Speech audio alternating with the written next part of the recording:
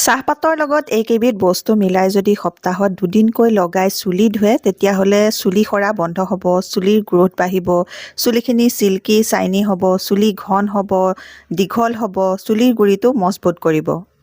হাই friends, আপোনালোক সকলোকে মোৰ অসমীয়া ৱেব চেনেলৰ নতুন এটা ভিডিঅ'ৰ মাজলৈ স্বাগতম জনাইছোঁ। আজি মই মোৰ হাতত এটা চুলিত লগোৱা খুব বঢ়িয়া ৰেমেডি আপোনালোকলৈ লৈ আহিছোঁ। এই ৰেমেডিটো যদি আপোনালোকে সপ্তাহত দুদিনকৈ ব্যৱহাৰ কৰি থাকে তেতিয়াহ'লে আপোনালোকৰ চুলি গ্ৰোথ বাঢ়িবলৈ বহুত বেছিকৈ সহায় কৰিব।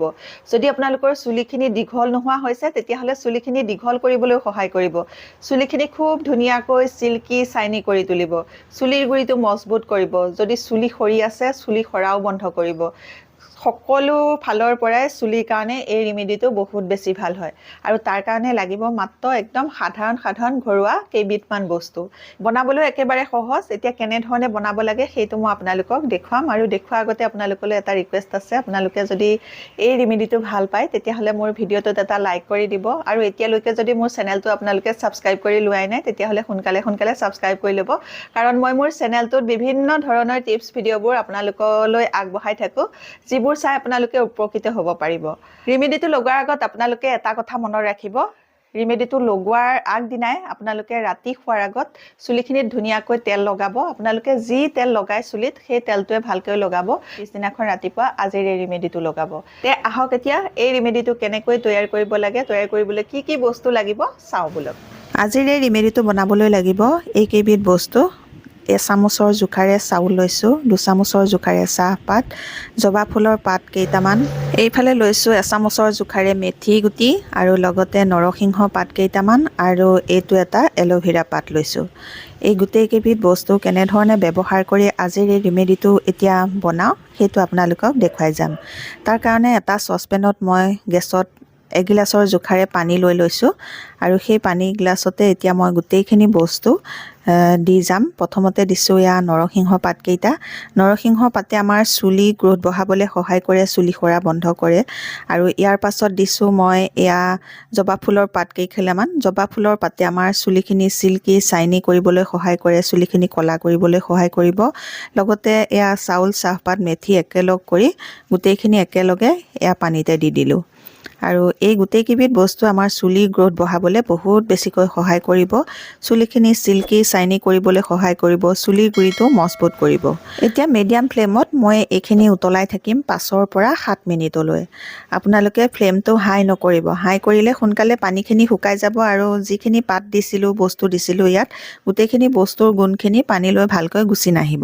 সেইকাৰণে আপোনালোকে মিডিয়াম ফ্লেমত উতলাব অলপ সময় একদম ল' কৰি দিব। মিডিয়াম টু ল' কৰি আপোনালোকে 5 পৰা 7 মিনিট এইখিনি উতলাই থাকিব। 5 পৰা 7 মিনিট যেতিয়া এইখিনি উতলাই থাকিব তেতিয়া এই বস্তুখিনিৰ পৰা যিটো গুণ সেই গুণটো এই পানীখিনিলৈ গুচি আহিব। এয়া চাওকচোন কিমান ধুনীয়া কালাৰ হৈছে আৰু লাহে লাহে এগিলাচ পানী আধা গিলাচ এয়া হৈছেগৈ।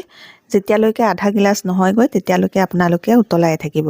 এতিয়া মই ফ্লেমটো বন্ধ কৰি দিছোঁ। ফ্লেমটো বন্ধ কৰাৰ পাছত এইখিনি ঠাণ্ডা হ'বলৈ দিম। ঠাণ্ডা হোৱাৰ পাছত ইয়াতে আৰু দুবিধ বস্তু মিলাই এইখিনি ব্যৱহাৰ কেনেকৈ কৰিব লাগে সেইটো দেখুৱাম। এতিয়া যে মই থৈছিলোঁ যিটো এল'ভেৰা পাত, সেই এল'ভেৰা পাতটো মই কালিয়ে কাটি থৈছিলোঁ। কাটিয়ে লগালগ ব্যৱহাৰ কৰিলে আপোনালোকে আধা ঘণ্টা বা 1 ঘণ্টাৰ কাৰণে এগিলাচ পানীত পাতটো ডুবাই থ'ব, তাৰ পাছতহে ব্যৱহাৰ কৰিব। এতিয়া মই ইয়াৰ পৰা এটুকুৰা এল'ভেৰা পাত ল'লোঁ, কাৰণ এল'ভেৰা পাতটো বহুত বেছি ডাঙৰ আৰু শকত আছিলে, গতিকে এল'ভেৰা জেলটো আমাক বেছি নালাগে, অলপহে লাগিব। সেইকাৰণে ইয়াৰ পৰা এটুকুৰা লৈ মই ইয়াৰ পৰা জেলটো এতিয়া উলিয়াই ল'ম। এল'ভেৰা পাতটোৰ ওপৰৰ বাকলিটো গুচাই লৈ এখন চামুচেৰে এনেকৈ জেলটো চুচি দিলে ভালকৈ জেলটো ওলাই আহে। অৱশ্যে আপোনালোকে নিজৰ চুলিৰ জোখত এল'ভেৰা জেলটো ব্যৱহাৰ কৰিব। মই মোৰ চুলিৰ জোখতে লৈছোঁ। এতিয়া এইখিনি বহুতখিনি এল'ভেৰা জেল সেই পাতটোৰ পৰা ওলালে। এল'ভেৰা জেলখিনি এতিয়া মিক্সিতে ভালকৈ এয়া পিচি লৈছোঁ। পিচি লোৱাৰ পাছত এয়া চাওকচোন এল'ভেৰা জেলখিনি খুব ধুনীয়াকৈ পানীৰ দৰে গুড়া হৈ গ'ল। এই এল'ভেৰা জেলখিনি এতিয়া মই থৈছোঁ আৰু যিখিনি পাত আৰু বস্তু মই বইল কৰিছিলোঁ, বইল কৰাখিনি ধুনীয়াকৈ হাতে মোহাৰি ইয়াতে দিছোঁ, কাৰণ এই বস্তুখিনিৰ পৰা ইয়াৰ গুণটো ভালকৈ যাতে পানীখিনিলৈ গুচি আহে। এতিয়া এখন চেকনিত এটা মগতে লৈ মই ভালকৈ চেকি লৈছোঁ।